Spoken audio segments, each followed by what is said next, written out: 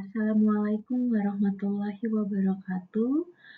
Pada kesempatan ini saya akan menyampaikan tugas 2 struktur data di Universitas Terbuka dengan topik Stack, Query, and Sort. Perkenalkan, nama saya Vita Nurul Fatia, NIM 05597435, Program Studi Sains Data. Dalam membuat tugas ini, saya mengacu pada materi inisiasi e-learning mata kuliah struktur data, buku materi pokok struktur data yang diterbitkan oleh Universitas Terbuka dan menggunakan tools Visual Studio Code. Dalam slide ini akan ditampilkan praktek stack. Jadi di baris pertama itu digunakan untuk memanggil fitur stack dari Java agar program bisa memakai konsep tumpukan data.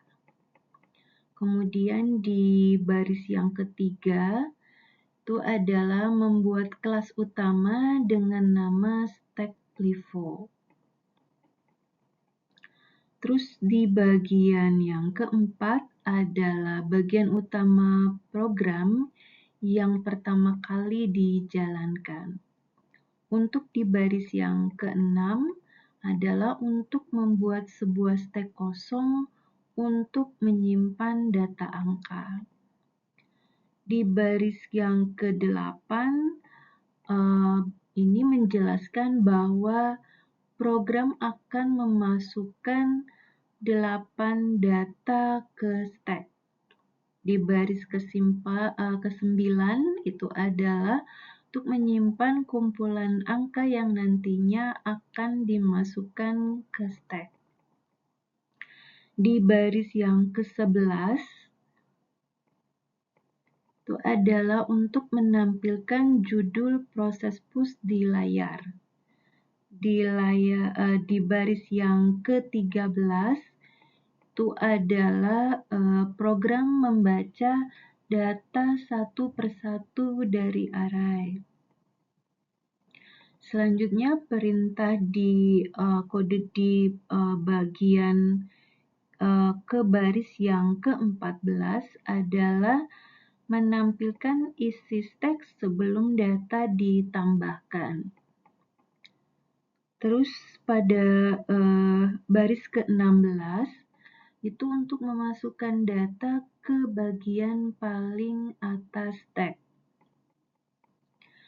Kemudian di baris yang ke-18 itu adalah menampilkan data yang sedang dimasukkan.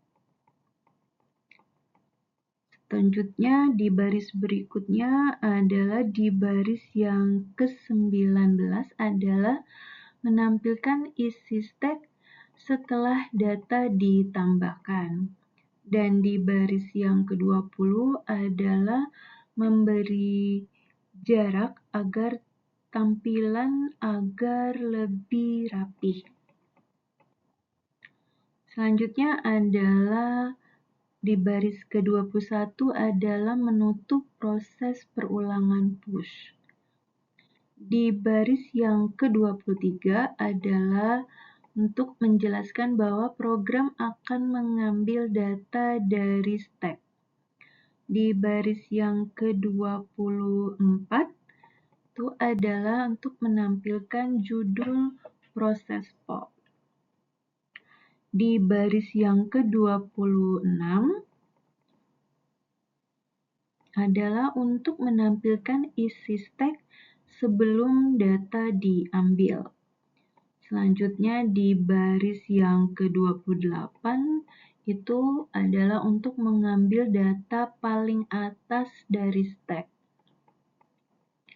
Di baris yang ke-30 itu untuk menampilkan data yang berhasil diambil. Di baris yang 31 sampai 33 adalah untuk menampilkan isi teks setelah data diambil, menutup metode utama program, dan menutup kelas program. Pada slide ini akan ditampilkan praktek dari QA. Jadi di awal kita di baris yang pertama dan yang kedua kita akan memanggil linked list yang dipakai sebagai dasar QA dan juga memanggil fitur QA agar program bisa menggunakan konsep antrian. Berikutnya adalah di baris 4 dan 5, kita akan membuat kelas utama dengan nama QVivo dan kemudian juga menuliskan bagian utama program yang pertama kali dijalankan. Selanjutnya di baris yang ke-9 dan ke-10, kita membuat QI kosong untuk menyimpan data angka, yang kemudian program akan menambahkan 8 data ke QI. Selanjutnya di baris yang ke-12, itu adalah untuk menampilkan judul proses QE, dan di baris yang ke-14 itu program akan membaca data satu persatu dari array. Terus kita ke baris yang ke-16. Baris ke-16 ini untuk menampilkan isi QE sebelum data ditambahkan. Selanjutnya di baris yang ke-18 kita akan menambahkan data ke bagian belakang dari QE. Dan di baris yang ke-20 sampai 23 kita akan menampilkan isi kuis setelah data ditambahkan, kemudian memberi jarak tampilan agar hasilnya lebih rapi, serta menutup proses perulangan enqueue. Berikutnya kita akan lihat baris yang ke-25 dan ke-26. Jadi baris yang ke-25 adalah menunjukkan bahwa program akan mengambil data dari QE dan juga menampilkan judul proses DQE. Selanjutnya di baris yang ke-28 itu untuk menampilkan isi QE sebelum data diambil. Dan selanjutnya akan dijelaskan baris ke 30 sampai dengan baris yang ke-35, yaitu untuk mengambil data paling depan dari QE, selanjutnya menampilkan data yang berhasil diambil, menampilkan isi QE sesudah data diambil, menutup metode utama program, dan menutup kelas program. Pada slide ini akan ditampilkan praktek dari Sword. Program diawali dengan import Java util arrays untuk memanggil fitur arrays agar array bisa ditampilkan dengan mudah. Kemudian dibuat kelas utama bernama quicksort program. Di dalamnya terdapat metode quicksort yang berfungsi untuk mengurutkan data menggunakan metode quicksort. Program akan mengecek apakah data masih bisa dibagi, lalu menentukan posisi pivot melalui metode partisi. Setelah itu, data di sebelah kiri dan kanan pivot diurutkan secara terpisah sehingga seluruh data tersusun rapi. Metode partition ini digunakan untuk membagi data berdasarkan pivot. Pivot diambil dari data terakhir array. Program kemudian memeriksa setiap data satu persatu. Jika ada data yang lebih kecil dari pivot, maka posisi data akan ditukar agar nilai yang lebih kecil berada di sebelah kiri.